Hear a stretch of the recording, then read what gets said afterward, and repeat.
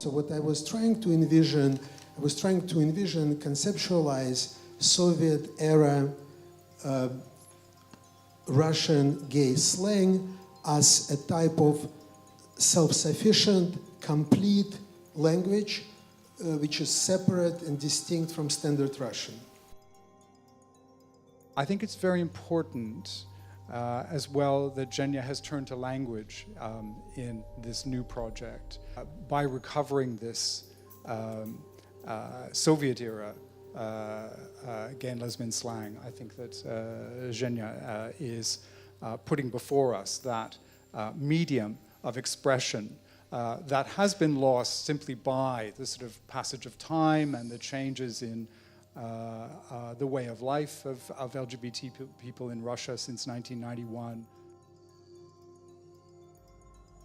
Dan's research was very important for Yevgeniy when you were doing this project, which we can see on the walls here, which were the images in color, which I received one day. It just plonked onto my desk. It published as a book called Moscow. And I didn't get the book until reading it backwards. I suddenly realized that these are a history of gay cruising sites in Moscow. This wasn't a kind of tourist book. Obviously, it was a very intellectual, ugly duckling press book.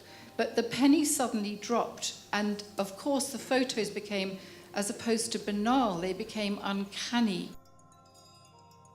I mean, an obvious comparison for the language in mother tongue is the British polari that I'm sure a lot of people are familiar with, this kind of coded queer language that grew up in post-war London in particular. And that was the obvious comparison to me, and as somebody who's lived my whole life in the UK but with a strong interest in Soviet culture, it was really interesting to be able to draw that parallel in this work.